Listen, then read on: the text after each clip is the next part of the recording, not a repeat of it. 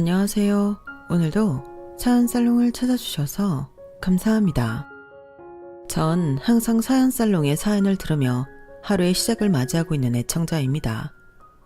전 얼마 전 한 사람의 지나친 욕심으로 인해 가정의 평화를 와장창 깨뜨릴 뻔한 사람이에요. 세상은 넓고 또라이는 많다더니 사람 대하는 일을 하면서 별의별 사람을 다 만났다고 생각했던 저였는데도 충격을 받고 말았답니다. 터무니없을 정도로 욕심을 부리는 한 사람으로 인해 선한 사람이 얼마나 마음의 상처를 받고 피해를 볼 수 있는지 뼈저리게 깨달은 사건이었죠. 여러분도 제가 겪은 얘기를 들으신다면 제 말에 공감하실 수 있을 겁니다. 동시에 당하고만 있지 않았던 저의 통쾌한 한 방을 듣게 되신다면 커다란 재미도 느낄 수 있을 테니 기대해 주세요. 제 동료들은 하나같이 박장대소하며 좋아했으니 분명 이걸 들으시는 분들도 그러실 겁니다. 저는 올해로 환갑을 막 넘긴 아줌마예요. 저에게 눈에 넣어도 아프지 않을 귀한 딸이 있는데요. 아주 오래전 남편을 일찍 보내고 저 혼자의 힘으로 온갖 고생을 하며 키워낸 딸이랍니다. 고작 32살밖에 안 됐던 남편을 보내고 나서 저는 남들처럼 주저앉아 엉엉 울거나 슬퍼할 여유조차 없었어요. 당장 걸음마도 못된 딸아이부터 챙겨야 했으니까요. 중학교만 겨우 졸업한 제가 당시 할 수 있었던 건 당장 시장으로 나가 이 가게, 저 가게에 허드렛 일을 돕는 일이었습니다. 허리가 굽고 손발이 부르트도록 하루 종일 일을 했던 것 같네요.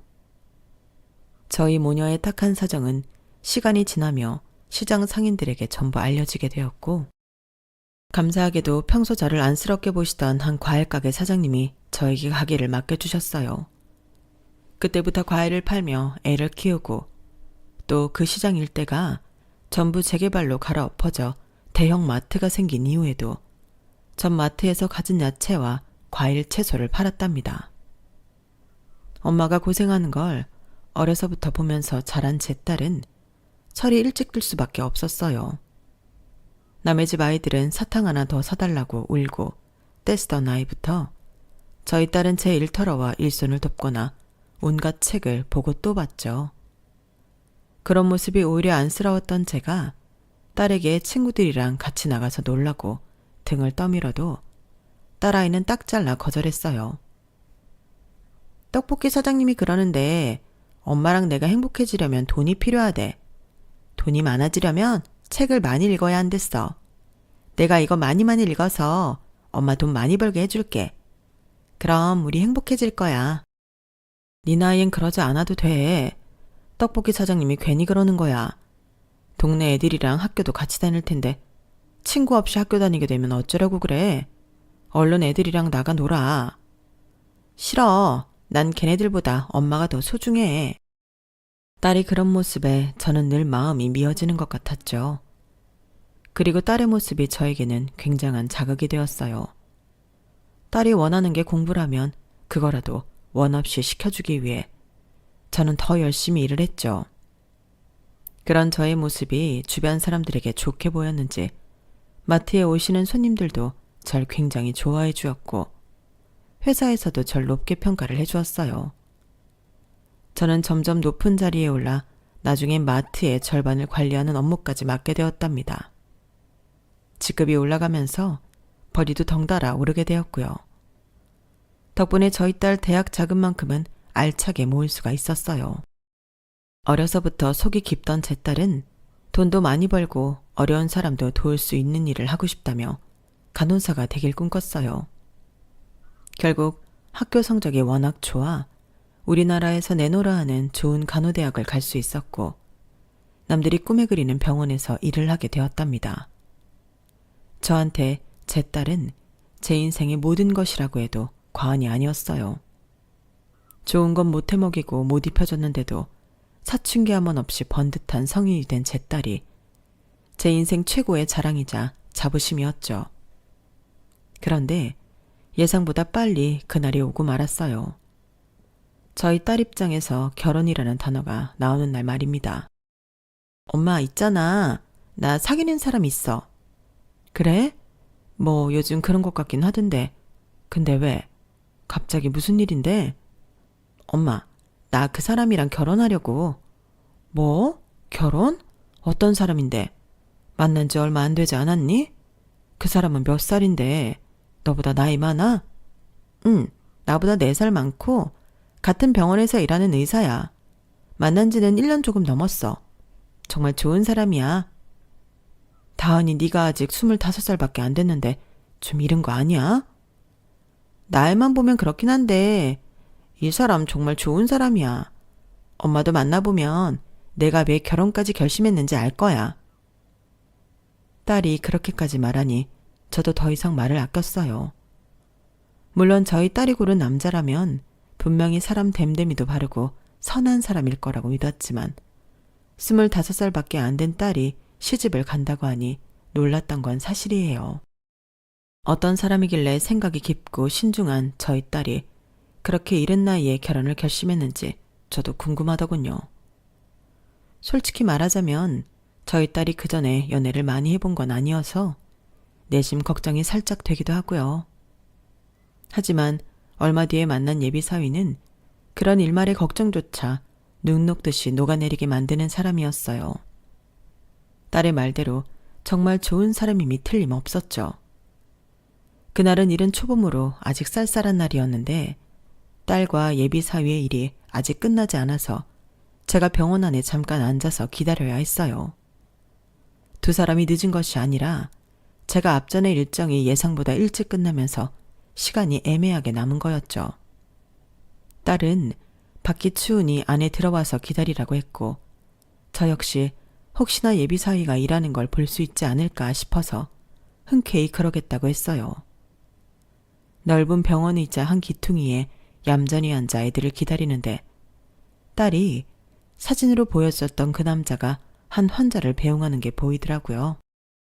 딱 봐도 몸이 불편해 보이는 할아버지였는데 괴팍한 언성에도 넉살 좋게 안내를 하면서 웃는 얼굴로 배웅을 하는 모습이었습니다. 그런 모습을 보니 저 역시 저희 딸이 사람을 제대로 봤구나 싶으면서 안심이 되었어요. 예비사위는 절 못 보고 그대로 다시 들어갔지만 그때의 첫인상이 저에겐 굉장히 좋게 남게 되었죠. 그래서 이후 약속 시간에 만난 사위에게 굉장히 너그럽게 대할 수가 있었어요. 목소리 큰 할아버지한테는 그렇게 넉살이 좋더니 제 앞에선 잔뜩 긴장을 하는 게 우리 딸한텐 정말 진심이구나 싶었어요. 어머님 안녕하십니까? 다은이와 사귀고 있는 강민호라고 합니다. 반가워요. 우리 다은이한테 얘기 참 많이 들었어요. 너무 좋은 사람이라고? 아닙니다. 다은이가 더 좋은 사람이에요. 긴장 풀어요. 우리 다은이가 갑자기 결혼 얘기를 꺼내서 내심 놀라고 당황스러웠는데 이렇게 만나보니 걱정이 싹 사라지네. 인상만 봐도 알겠어. 얼마나 선한지 말이야. 좋게 봐주셔서 감사합니다, 어머님. 결혼한다면서 무슨 어머님, 장모님이라고 해요. 네네. 어머, 장모님도 말씀 편하게 하십시오. 좀처럼 긴장을 풀지 못하는 예비 사위의 모습에 저는 딸과 눈빛을 교환하면서 얼마나 웃음을 참았는지 몰라요. 진득하니 앉아서 이야기를 나눠보니 예비 사위는 정말 진중하고 생각도 깊은 사람이더군요. 저희 딸을 대하는 태도도 너무 다정했고요. 그런 모습에 전 두 사람의 결혼을 흔쾌히 허락할 수밖에 없었답니다. 그날 저희 세 사람은 즐거운 시간을 보내고 헤어졌어요. 저렇게 훌륭한 아들을 둔 예비사도는 당연히 좋은 사람일 거라고 생각했고 그런 집안이라면 제 딸을 믿고 맡길 수 있겠다고 생각했죠. 그런데 그런 저의 생각이 커다란 착각이었더군요. 제가 자식을 결혼시키는 게 처음이라 아니랬던 것 같아요. 며칠 뒤 결혼 준비로 한창 들뜨고 정신이 없던 저희 딸이 축 처진 어깨로 집에 들어오더라고요. 제 배로 나온 제 자식이 그런 모습으로 집에 들어온 적이 처음이라서 전 깜짝 놀랐죠. 딸, 무슨 일이야? 왜 이렇게 힘이 없어? 밖에서 무슨 일 있었어? 아니야, 아무것도. 나 씻고 바로 잘게. 저녁은? 안 먹을 거야? 입맛이 없어서 안 먹을래. 피곤해서 그런가 봐. 지금은 그냥 자고 싶어. 밥도 안 먹고 바로 방으로 들어가는 딸을 보며 무슨 일이 더 있냐고 물어보기도 어려웠어요. 간호사 일 처음 시작할 때도 그런 표정은 안 짓던 딸이었는데 저까지 걱정이 되어서 밤잠을 설칠 정도였죠. 딸은 그 이후로도 며칠 동안이나 기운이 없었어요. 한 일주일쯤이 지나서야 점점 평소의 모습을 되찾더라고요. 하지만 제가 무슨 일이 있냐고 물어보면 한사코 대답을 하지 않았습니다. 아무 일 없다는 빤한 거짓말만 하면서요.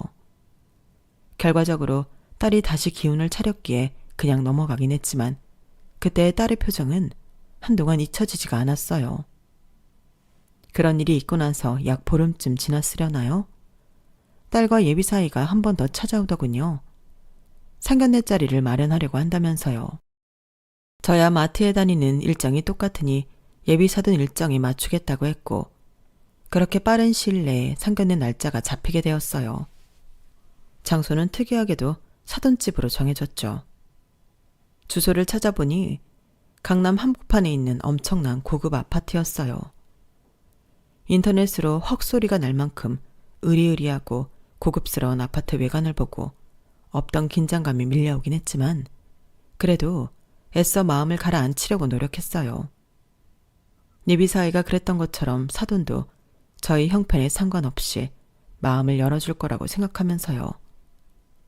상견례 날 저는 최대한 저희 딸을 생각하는 마음으로 없는 돈을 털어 백화점에 가서 마련한 단정한 새 옷을 입고 한 손에는 과일 바구니를 들고 그렇게 사돈댁을 방문했어요.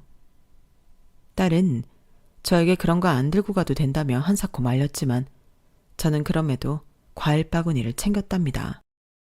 특별히 신경 써서 좋은 과일들만 골라 담은 것이고 빈손으로 가는 것보단 낫다는 생각이었거든요.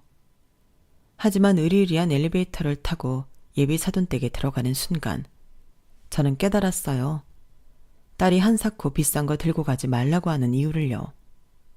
저희 딸이 그런 거 안 들고 가도 예비 사돈이 잘 대해주신다는 의미로 그런 줄 알았는데 현실은 정반대였죠.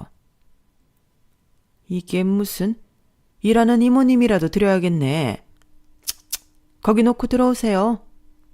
현관문이 열리고 처음 예비 사돈을 보자마자 전 사람 좋은 웃음으로 과일 바구니를 건넸는데요. 제가 건네는 과일 바구니를 보자마자 예비 사돈이 인상을 찌푸리며 이렇게 얘기하는 겁니다. 대놓고 면박을 주니 사람을 그렇게 많이 대해본 저도 순간 뭐라 반응을 할 수 없었어요. 아침 드라마랑 현실은 달라서 예상치 못하게 무례한 말을 들으니 아무 말도 꺼낼 수가 없더라고요. 딸아이는 멋쩍은 표정으로 제 손을 잡고 안으로 들어갔어요. 기분이 상한 채로 집 안에 들어섰는데도 실내 인테리어가 고급스럽다는 걸 인정할 수밖에 없더군요. 벽면에 걸려있는 그림도 엄청나게 비쌀 것 같았고 조명이며 가구 하나하나가 단조로운 듯 하면서도 굉장히 우아했어요. 앞서 그런 모욕적인 말을 들었음에도 저도 한낱 보잘것없는 일반인인지라 어쩔 수 없이 위압감이 드는 건 사실이었어요. 하지만 저희 딸을 위해서라도 그런 티를 내지 않으려고 계속해서 제 자신을 다잡으려고 했죠. 앉으세요. 차린 게 좀 소소해서 민망하네요. 아니에요. 무슨 레스토랑에서나 볼 법한 음식들이 한가득인데요. 사돈께서 고생이 많으셨겠네요. 이렇게 대접해 주셔서 감사해요. 다은이 오늘 오전까지 근무하다 왔다는데 간호사 일이 얼마나 힘들어요? 좋은 거라도 먹여야죠. 물론 우리한텐 소소한 상이긴 하지만. 엄마. 예비사돈이 묘하게 저희 집안을 깔보는 듯한 말을 하자 예비사이가 낮은 소리로 제재를 해주었어요. 하지만 예비사돈은 얼굴색 하나 안 변하고 우아한 말투로 말을 계속 이어갔습니다. 그래서 사돈 생각은 어떠세요? 다은이한테 얘기는 들으셨겠죠? 다은이 일 말이에요. 네? 무슨 얘기를요? 엄마, 그 얘기는 이미 끝났어요. 저는 제 아내가 자기 일을 하는 게 좋다니까요. 대체 무슨 얘긴데요? 전 들은 바가 없어요. 다은이 직장 말이에요. 결혼하면 일은 그만두고 저희 집으로 들어와서 살림을 좀 배우라고 했더니 애들이 하나같이 반대를 하지 뭐예요. 사돈도 아시다시피 간호사 일이 얼마나 힘이 드나요? 그나마 다은이가 우리 민호같이 번듯한 직장 가진 남자 만나서 다행이지. 아니었으면 노후 대비는커녕 중장년 대비조차 힘들었을 거예요. 제 말이 맞죠?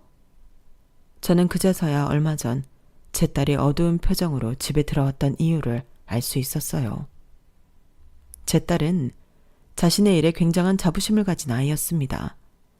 그래서 결혼하면 일을 관두라는 사돈의 말에 당연히 반대를 할 수밖에 없었겠죠. 저는 사돈의 눈을 똑바로 쳐다보며 얘기했어요. 아니요, 전 그렇게 생각 안 해요.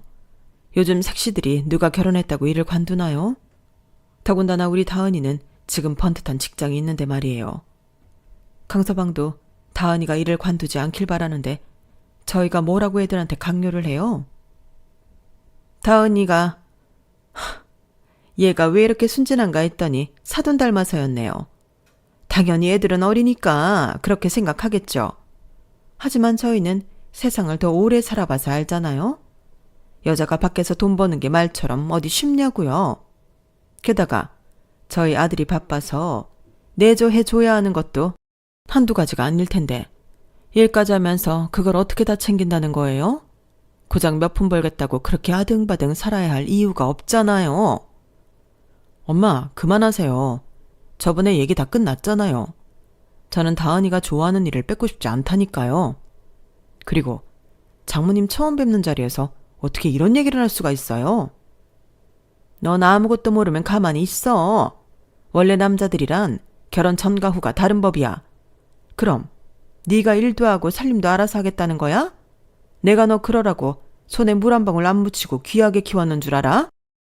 예비사돈의 언성이 높아지자 예비사위는 더 이상 안 되겠다는 듯이 저와 저희 딸에게 다가와 나오라는 제스처를 취했어요. 눈치껏 그 뜻을 알아들은 저와 제 딸은 예비사위의 에스코트를 받고 현관 밖으로 나왔죠. 등 뒤로 예비사돈이 아직 얘기 안 끝났는데 어딜 가냐며 화를 내는 소리가 들려와 순간 욱하고 돌아서려 했지만 저희 뒤에서 저희를 보호해주며 걸어오는 예비사위를 보고 다시 현관으로 향했네요. 예비사위는 집 밖으로 나오자마자 저에게 90도로 허리를 숙여 사과를 하더군요. 정말 죄송합니다, 장모님. 제가 뭐라 말씀을 드려야 할지 모르겠네요. 저희 아버지가 돌아가신 뒤로 엄마가 절 끔찍이 생각하셔서 사전에 충분히 대화를 나눴는데도 여전히 고집을 꺾질 않으시네요. 이런 꼴을 보여 정말 죄송합니다. 제가 집까지 바래다 드릴게요. 집까진 우리가 알아서 갈 테니 들어가.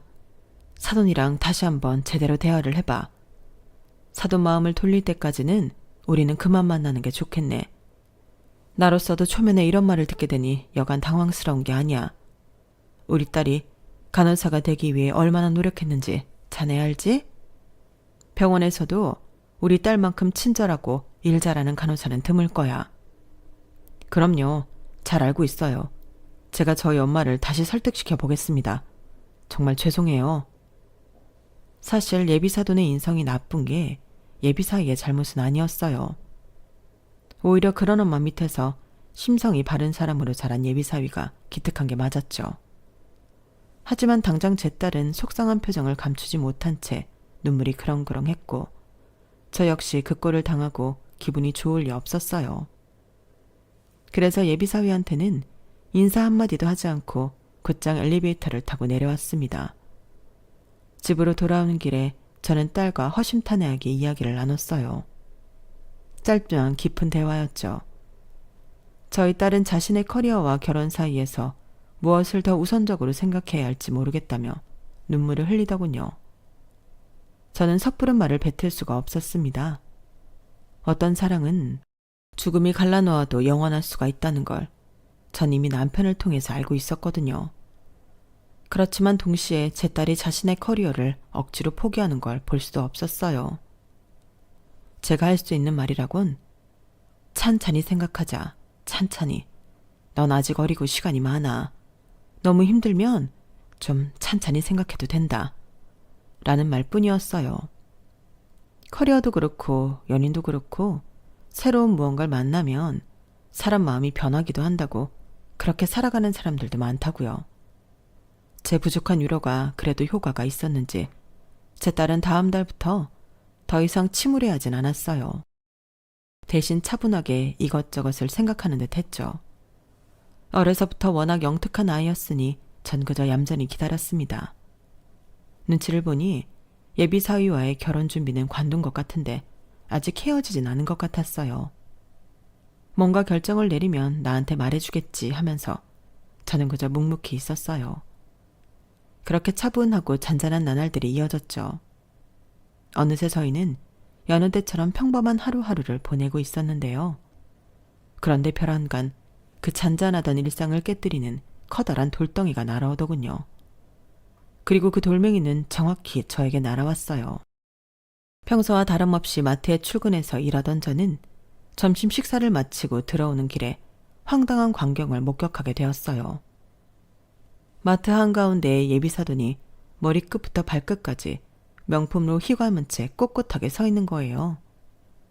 같이 일하는 동료가 제 쪽으로 후다닥 오더니 왜 전화를 안 받았냐고 속삭이더라고요. 그제서야 핸드폰을 무음 모드로 해놓았다는 게 생각이 났죠. 바로 그때 예비사돈은 절 발견하고는 제 쪽으로 또각또각 소리를 내며 걸어왔어요. 눈빛과 얼굴엔 이미 조소가 가득해 보였죠. 어머 사돈, 저번에는 서로 인사도 제대로 못하고 헤어져서 얼마나 아쉬웠는지 몰라요. 그때 대화를 하다 말아서 얘기 좀 하려고 찾아왔는데 이런 데서 일하시는군요. 무슨 일로 오신 거죠? 말했잖아요. 할 말이 있었다고요. 근데 여기 오니 할 말이 더 생기네요, 사돈. 애들 결혼한 후에는 사돈도 일 그만하셔야 될 것 같아요. 우리 아들 장모가 이런 데서 일한다면 저희 아들이랑 제 평판이 어떻게 되겠어요? 이보세요. 지난번부터 정말 지나치게 무례하시네요. 여기도 엄연히 제가 일하는 회사예요. 직장이라고요. 남의 직장에 이렇게 말도 없이 찾아와서 뭐가 어쩌고 저쩌요? 소리 좀 그만 지르세요. 상스럽게. 하여간 가난하고 무식할수록 소리부터 지르고 본다더니 전문가 말 틀린 거 하나 없네. 제 호통에도 눈 하나 깜짝 안 하던 예비사도는 대뜸 저한테 평지봉투 같은 걸 주더군요. 딱 봐도 비싼 백화점에서나 볼 법한 고급스러운 봉투였죠. 흔한 아침 드라마에 나올 것 같던 돈 봉투는 아닌 것 같길래 이게 뭔가 싶어서 열어보았어요. 그 안에는 빼곡하게 글씨가 적힌 종이가 있었어요. 혼수 목록이에요. 아무리 뜯어봐도 구성한 구석이라곤 요만큼도 찾아볼 수 없는 집안에서 혼수를 해오면 얼마나 또 촌스럽게 해오겠어요? 상상만 해도 머리 아프니까 그냥 제가 적어준 대로 사와요. 이게 무슨 침대 하나에 2천만 원을 해요. 소파도 1,000만 원에 슬리퍼가 200만 원? 미쳤어요? 대충 계산해봐도 여기 있는 거 다 합치면 몇 억은 훌쩍 넘어요. 뭐 한 5억쯤 된다고 하더라고요. 그게 큰 돈인가요? 그럼 5억이 적은 돈이에요? 그리고 누가 이렇게 혼수 물품을 던지고 갑니까? 그것도 앞으로 가족이 될 사이에. 결혼이 무슨 공짜 리모델링 서비스인 줄 알아요? 5억이라는 돈 저희는 별로 크지 않아서요. 이제 아시겠어요? 지금 그쪽 딸이 얼마나 대단한 집에 시집 오려고 하는지? 그렇다고 내가 뭐 결혼을 반대를 해요? 뭘 해요? 이렇게 직접 찾아와서 친히 방법까지 알려주고 있잖아요. 사돈 입장엔 무려 돈 많은 의사 사위가 생기는 건데 이 정도는 예의상이라도 해야 하는 거 아니에요? 정 못하겠음 뭐 파혼이라도 하시든가. 뻔뻔하고 고압스러운 그 여자의 말에 저는 순간 머릿속에서 무언가 뚝 끊어지는 것 같았어요. 그 싸가지 없는 말에 절대 지고 싶지가 않더군요. 저는 천천히 종이를 다시 접어 봉투에 넣었습니다. 그리고 절 깔보고 있는 그 여자한테 웃는 낯으로 대꾸했어요. 인간 대 인간끼리의 예의는 지켜야죠. 그래요. 어디 한번 해봅시다. 사돈께서 이렇게 빼곡한 목록을 적어오는 정성을 보였는데 저도 제 정성을 보여줘야죠. 그래요. 그럼 그렇게 하세요. 오래 안 기다릴 거예요. 준비되는 대로 바로 주문하세요. 걱정 말고 가세요. 제가 최대한 빠른 시일 내에 준비해 드릴 테니. 갑자기 달라진 저의 태도에 그 여자는 잠깐 고개를 갸우뚱하더니 이내 끝까지 콧대를 높이 쳐들고 마트를 떠났어요. 같이 일하는 동료들이 전부 우르르 몰려와 절 위로해 주었죠. 심지어 장 보러 왔던 동네 친한 아줌마들도 절 위로해 주었고요. 하지만 전 이미 머릿속으로 계획을 세운 뒤라 웃으며 괜찮다고 대답했습니다. 다만 그 와중에도 한 가지 걱정되었던 게 동네에 너무 소문이 날 것 같아 딸에게도 들어가게 될 것 같더라고요. 그래서 저는 그날 퇴근하자마자 딸에게 이 일을 알렸어요. 아니나 다를까 제 딸은 이미 퇴근 후 동네 친한 아줌마한테 이 이야기를 미리 듣고 왔다며 절 걱정했죠. 그리고 제가 의사를 물어보기도 전에 먼저 저에게 이렇게 얘기하더군요. 엄마, 내가 오랜 시간 동안 잘 생각해 봤는데 난 결혼보다는 내 커리어가 더 중요한 것 같아. 내일 오빠한테 연락해서 그냥 헤어지자고 할 거야. 안 그래도 너한테 먼저 물어보려고 했는데 정말 괜찮겠어? 아까 안 그래도 시어머니 될 사람이 엄마 마트에 찾아갔다고 해서 얼마나 놀랐는지 몰라. 난 그런 일을 감내하면서까지 결혼을 하고 싶지 않아.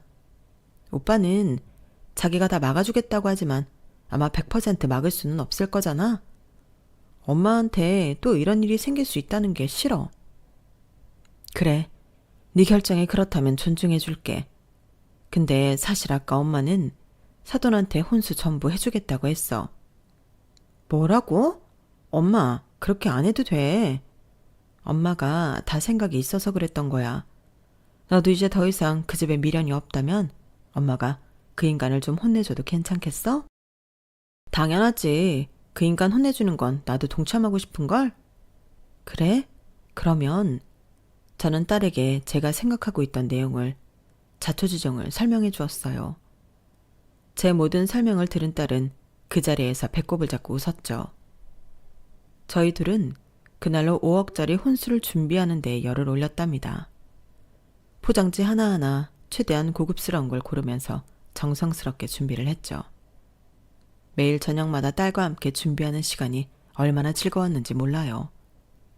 솔직히 지금 생각해보면 그런 즐거움을 준 그 여자한테 고맙기까지 할 정도예요. 대망의 날이 다가오자 저희는 그 여자의 집으로 향했습니다. 계획했던 대로 그날 오전에 오늘 혼수 물건들이 전부 배송될 예정입니다. 사돈께서 기쁘게 받으시길 바랍니다. 라고 문자를 남겨놓았죠. 사실 그 여자가 모르는 사실이 하나 있었는데요. 그건 바로 모든 혼수 물품들을 저와 제 딸이 직접 배달한다는 것이었어요. 저희 두 사람은 저희 몸집보다도 더 큰 택배 상자를 들고 그 여자의 고급 아파트를 찾아갔습니다. 모자를 푹 눌러 쓴 채 현관 호출 버튼을 누르니 문을 열어주더군요. 미리 알아본 바로는 그날은 일하는 이모님이 오지 않는 날이라서 그 여자가 직접 문을 열어준 거였어요. 딸과 함께 엘리베이터를 타고 올라가는데 저도 모르게 긴장이 되어 심장이 콩닥콩닥 뛰더라고요. 초인종을 누르자 드디어 그 여자가 모습을 드러냈고 저희는 문이 열리자마자 택배 상자를 들고 그대로 거실 안으로 들어갔습니다. 그 여자는 상자를 하나씩만 들고 오는 저희를 보고 의아해했죠. 이게 뭐예요? 오늘 혼수가 전부 온다고 했는데 이 2개가 다예요? 자, 잠깐! 신발 신고 들어가지 말아요. 뭐 하는 거예요? 신발을 신은 채로 거실까지 걸어가자 그 여자는 깜짝 놀라 제 뒤를 따라왔어요. 저는 이때다 싶어 거실 한켠에 박스를 내려놓고 모자를 벗었습니다. 그 여자는 절 발견하고 눈이 포도알 만큼 커졌어요. 저는 웃으며 말했죠. 네, 이게 다예요. 오랜만이네요, 사돈. 사돈이 준비한 물건 전부 이렇게 손수 준비해왔습니다. 저도 정성을 다하겠다고 했잖아요. 사돈은 제가 웃으며 이야기를 하니 당황스러웠는지 말을 버벅거리면서 대답하더라고요. 뭐야? 왜 당신이 직접 와? 이게 혼수 물품 전부라고요? 지금 이게 다 무슨...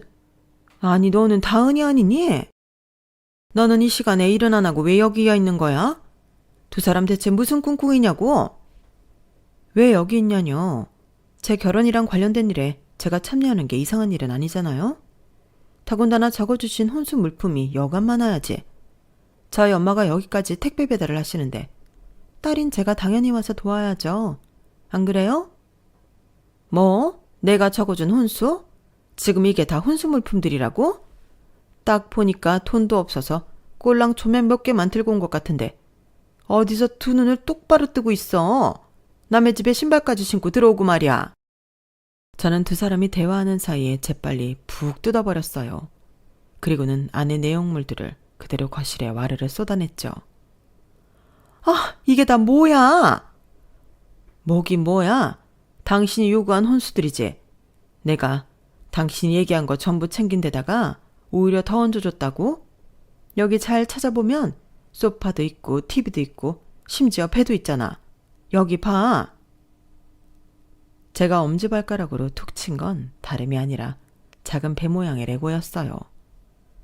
상자 가득 들어있던 레고 조각들이 거실에 와르르 쏟아지자 그 여자는 경악을 하며 소리를 지르더라고요. 기겁을 하다가 그만 발을 헛디뎠는데 굉장히 안타깝게도 레고 조각을 하나 밟았나 봅니다. 아악 하는 외마디 비명과 함께 왼발을 움켜쥐더군요. 그 꼴을 보고 저희 딸은 깔깔 웃으면서 본인의 택배 상자를 뜯었어요. 배가 있는데 물고기가 없으면 쓰나. 어머님, 여기 물고기도 잔뜩 있어요. 어머님이 좋아하는 찻잔도 있고 보석도 그득그득하네요. 뒤이어 딸이 쏟아낸 박스에는 온갖 인형용품들이 가득했답니다. 바닷속 놀이 인형들과 티타임 놀이 인형들, 인형들한테 입히는 각종 옷과 액세서리들이 와르르 거실 바닥에 쏟아졌죠. 딸이 쏟아낸 물건들은 좀 더 특별했는데 저희가 며칠 동안 특별히 묻혀놓은 반짝이들이 가득한 물건들이었어요. 순식간에 그 넓고 고급스러웠던 건실은 온갖 레고 조각들과 인형놀이 도구들로 가득 찬 데다가 반짝이까지 여기저기 범벅이 되고 말았죠. 그 여자는 거의 실신할 정도로 기함을 하며 소리를 고래고래 질러댔어요. 이게 다 뭐야? 이 더러운 것들. 당신 미쳤어? 이거 다 어떻게 배상할 거야? 내가 지금 당장 경찰 부를 거야, 경찰. 경찰 부르면 뭐라고 할 건데? 이게 다 당신이 시킨 일이잖아. 여기 이렇게 떡하니 증거가 있는데? 난 당신이 시킨 대로 한 죄밖에 없어. 제가 주머니에서 혼수 목록이 적힌 종이를 꺼내 그 여자 눈앞에 살랑살랑 흔들어대자 그 여자는 그 종이를 뿌리치려고 허우적대다가 또 다른 레고 조각을 밟고 말았어요. 그리고는 또다시 외마디 소리를 지르며 발을 움켜쥐었죠. 아우 저런. 그러게 왜 자꾸 부산스럽게 행동해요? 얌전히 있는 법을 몰라요? 상스럽게. 그런 여자를 신랄하게 비웃어 주었죠. 저희는 남은 레고 조각 반짝이 털 하나하나까지 탈탈 털어낸 뒤에 친절하게도 상자를 들고 나와주었어요. 그 여자한테 마지막 인사도 잊지 않고요. 우리가 재활용까지 다 해줄게요. 세상에 이렇게 착한 택배기사가 어딨어요?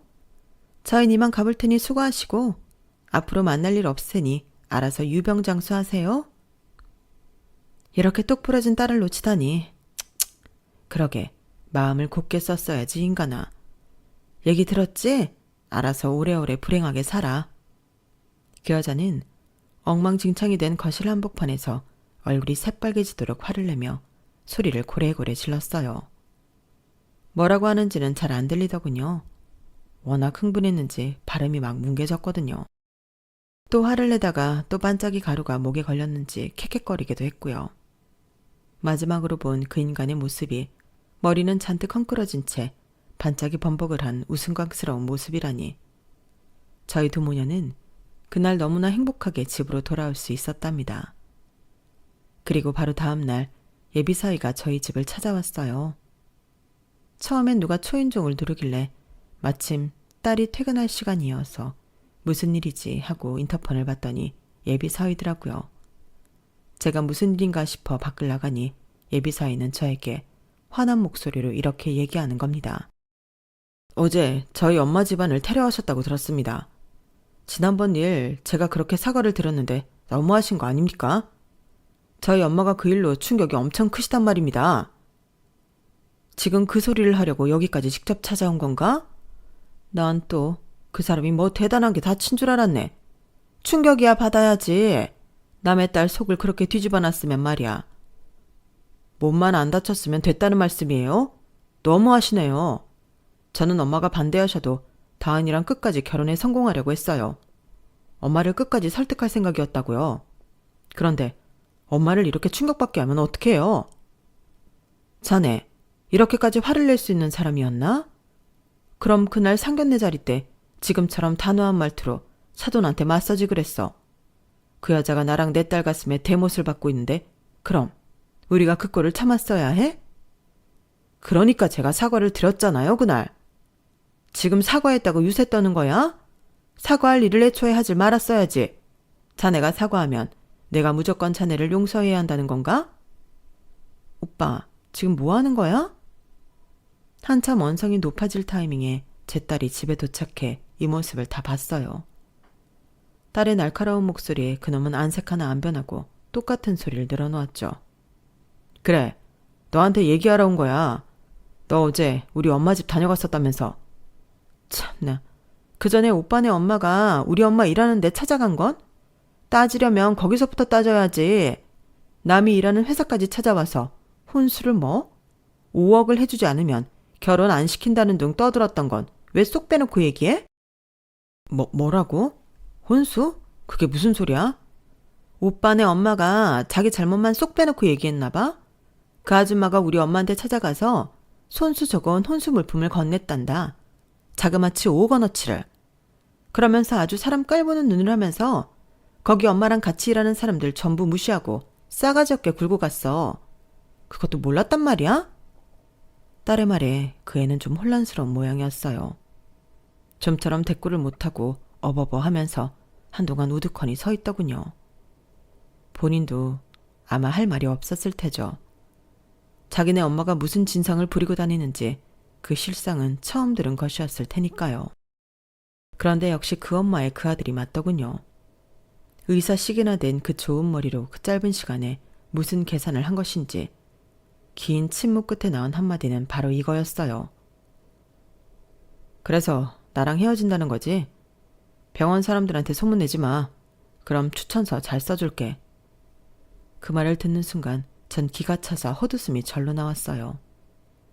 그동안 제 딸을 아낀다는 둥 진심이라는 둥 했던 게 전부 진짜 감정이 아니었구나 하는 생각만 들었죠. 제가 뭐라고 한 소리 하려는데 딸이 한 발 빠르게 나섰어요. 그래, 말 안 할 테니까 이번 달 내로 이직하게 해줘. 딸이 그렇게 말하자 그 모지리 같은 놈은 쿨하게 자리를 떠났습니다. 그놈이 간 뒤 저는 살면서 한 번도 안 해본 욕을 마구 쏟아낼 만큼 화를 냈어요. 어디서 저런 반푼이 같은 게 들러붙었나 하면서요. 하지만 제 딸 역시 그 엄마의 그 딸이었는지 그냥 절 보면서 씩 웃더라고요. 걱정 마 엄마. 내가 다 생각이 있으니까. 딸이 호언장담을 하는 순간 저도 마음이 다 놓이면서 한순간에 화가 사라졌죠.